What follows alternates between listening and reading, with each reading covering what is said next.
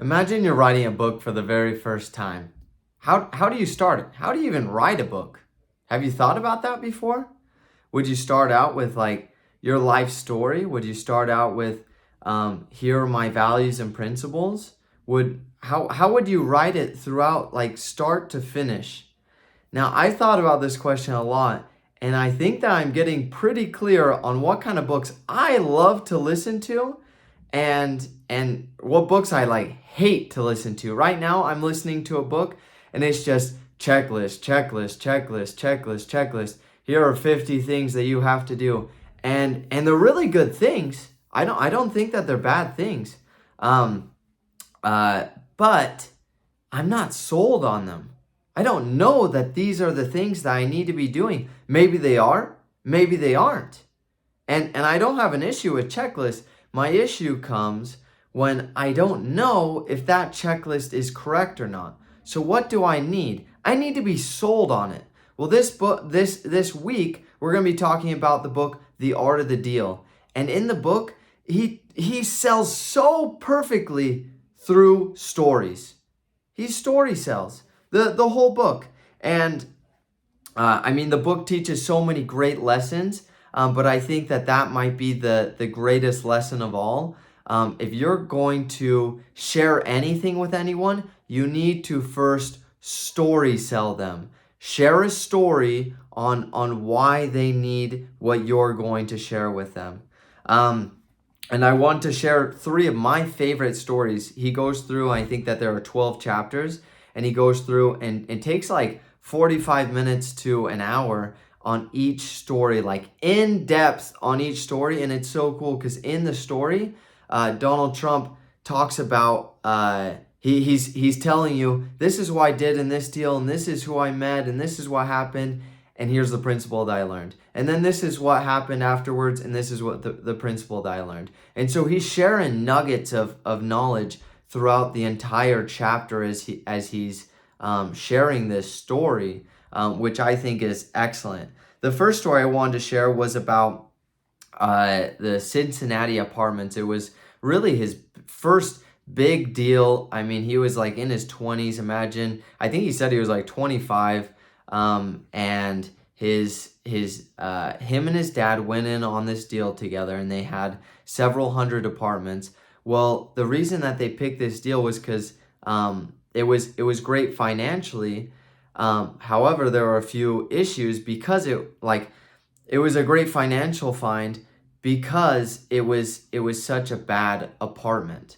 There were gangs and there were drug dealers and people weren't paying their rent and trashing the place. Like it was a really bad situation. Well, what was cool was they went and found this guy. I can't remember his name. They went and found this guy that he was just like this old fat guy, like not super fat, but kind of like a beer belly type of guy, and a short guy, bald.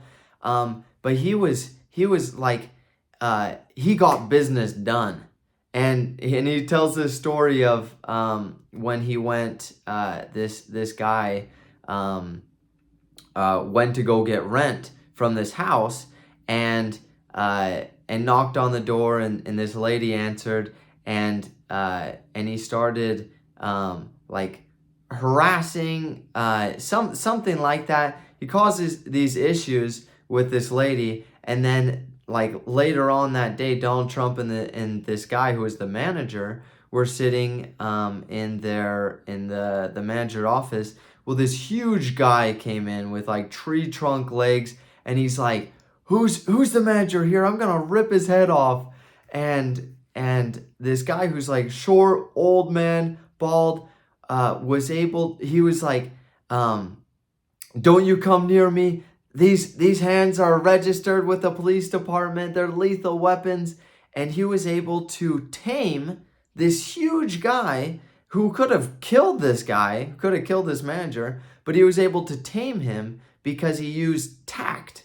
And that was a big lesson that I learned from this first deal, is that Donald Trump went and found the right person to be manager for this project. I don't know if you've seen the movie Lean on Me or not. I just recently watched it. Great movie. But this school is just going down in the dumps. Like it's kind of the same situation, horrible spot. Will they go and recruit this guy? Morgan Freeman plays this guy. It's a true story. They go and recruit him, and he's just yelling, cussing people out. He's telling them everything they need to be doing and they're not doing, and he straightens everyone up. And then by the end of the movie, everybody loves Morgan Freeman. But at the beginning, everybody hated Morgan Freeman because he was a wartime general. He was telling everyone what to do. Well, same in this story. That Donald Trump went and found the right guy for the job to be the manager, and in your business, in your life, go and find the right person for the job. The second story is about Trump Tower. And have you ever been to Trump Tower? I personally haven't been. I would love to go one day. I've heard a lot of great things about it. But the story behind Trump Tower is really incredible, and how he got into New York real estate, in Manhattan real estate, because his dad did a lot of work, but I think it was like in the Bronx area. It was in more of like the lower end town, lower end of Manhattan, but he wanted to go to the nice part of Manhattan, but he didn't know anybody. He didn't have any connections. And so he went and found the hottest club in town. It was called Le Club. And he contacts the owner of it, and he says, "Hey, my name's Donald Trump. I'd love to join your club." And he's like, "Oh, do you have any friends in the club?" He's like, "No, I don't." He's like, "Well, why do you deserve to be in the club?" And he's like, "Well, I would love to start building in Manhattan real estate." And this guy's like, "Okay, I'll give you a chance." Long story short, he ends up making really good friends with this guy, and he says, "Yeah, you can join this club." And from this club, he's then able to make friends with all these different people and all these different politicians, and make all these different connections through this club.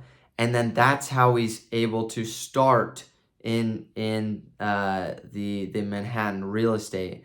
And from that, he designs this building, Trump Tower, and everyone's like, his designer makes this like this eight-sided building, and it's like spiraling going up, and it has glass on every side. And all these people are making fun of him. They're saying that it's gonna stick out in the neighborhood. And he's like, "Yeah, of course, that's why I'm building it, because I want to stand out." And ends up like having a lot of city opposition, and the city doesn't want him to build it. The environmentalists don't want him to build it. Lots of people don't want him to build it. He ends up getting permission after a ton of opposition. Ends up building Trump Tower, and it's just this incredible building. At the end, the city comes to him. They're like, "Oh, we love the building. It's so amazing. I'm so glad that you were able to buy it, or to build it." And that's kind of the story behind Trump Tower. And the lesson that I learned is, make a big move. Like, what's your big move in your life? This was Trump's big move of making Trump Tower, something that stood out, something that everyone could see and everyone could benefit from, and everyone could recognize. What's your big move in life that everyone can stand back and be like, "Oh, he's doing something with his life." Something that you can be proud of, that you can wake up in the morning and be like, "Boom! I'm excited. I'm excited to do this huge project, to keep on working and do something big, something grand with your life." And something that all these successful guys, Grant Cardone, Patrick David, Donald Trump, like all these guys, they think big. They think larger than life. They don't think, "Oh, I'm just going to make a small little hotel that nobody really cares about and that's in the no, let's do something grand that something that nobody's ever done before. And I find that really cool, and I want to do that as well in my life. And the third story that was one of my favorites is about the Woolman ice skating rink that's in downtown New York. It went through renovations, and it's a city-owned ice skating rink. And this book was written back in 85, I think, or 87. And he says that in the late 70s, they go over renovation, so they tear everything out, and they're like, okay, it's going to take 2 years to build, to redo the whole ice skating rink. Well, the city goes through, and they just do an awful job. They get contractors, and the contractors are incompetent, and they end up pouring the cement. It's unlevel, and then they have to redo it. It ends up going 6 years, and they still haven't completed it. And at the end of the 6 years, they've redone it several times, and they've had to restart it. At the end of the 6 years, the city announces, the contractors messed up again, and we're going to have to redo the project. We're going to have to start from ground zero, and it's going to take another 2 years to finish.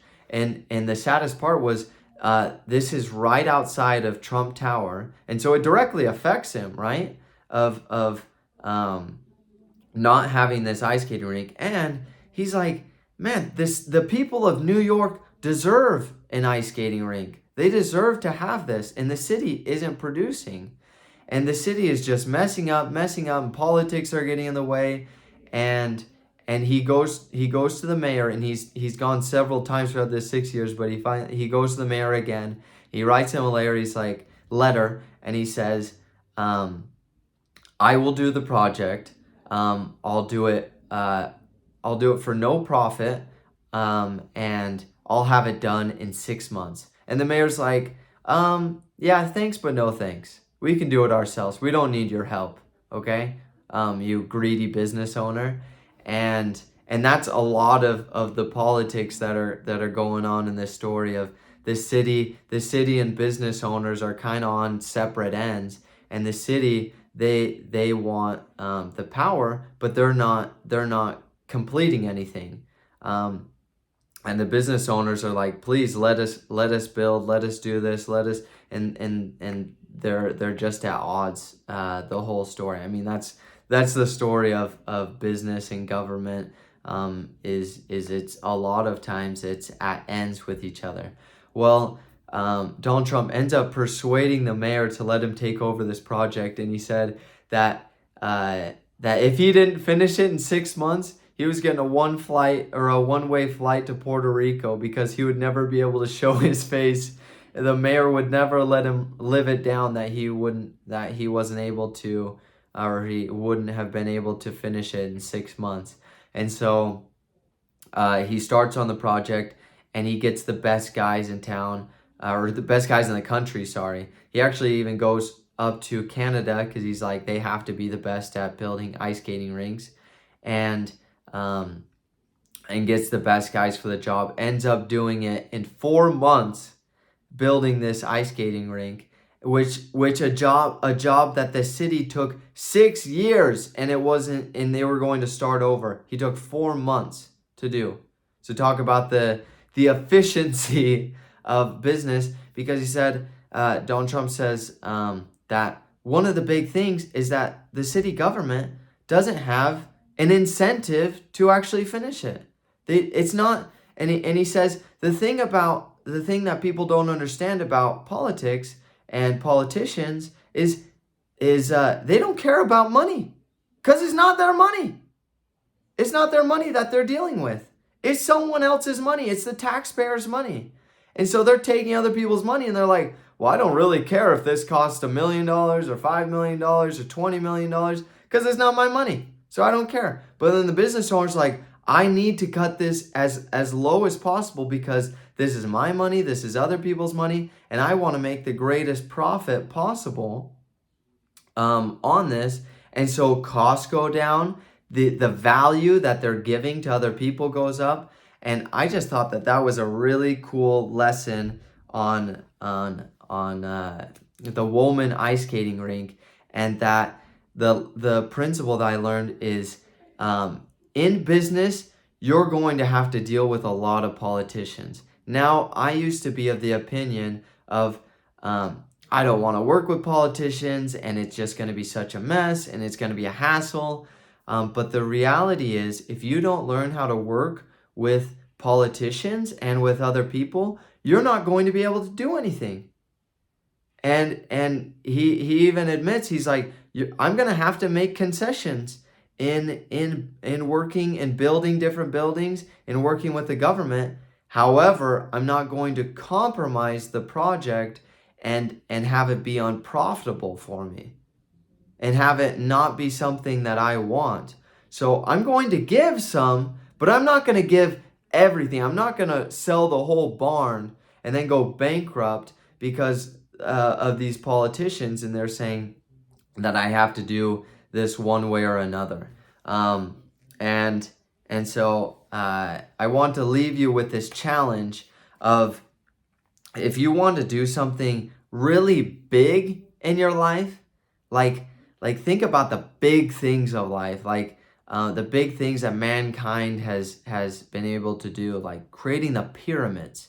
Like, that is something that's not just big, that's impossible. That's impossible. Like sending a man to the moon, that's not just big, that's literally impossible. Like, how on earth, creating a computer, creating the internet, being able to talk to someone that's 2,000 miles away instantaneously, that's impossible. That's thinking even bigger than big, okay? If you want to do something big and bless the lives of millions and billions of people, think big and read this book. Read The Art of the Deal, and it will train your mind to start thinking bigger. It will train your mind to start adding a couple more zeros onto the end of your goals. Because you might be like, oh, what if I could make $10,000 a month? Oh my gosh, what if I could make $100,000 a month? Oh my gosh, we'd be living like kings. What are you talking about? $100,000? That ain't nothing. That ain't nothing. Like, start adding some more zeros. Start thinking 100 million. Start thinking $1 billion. Start working with the big dogs and challenging the best people in the world.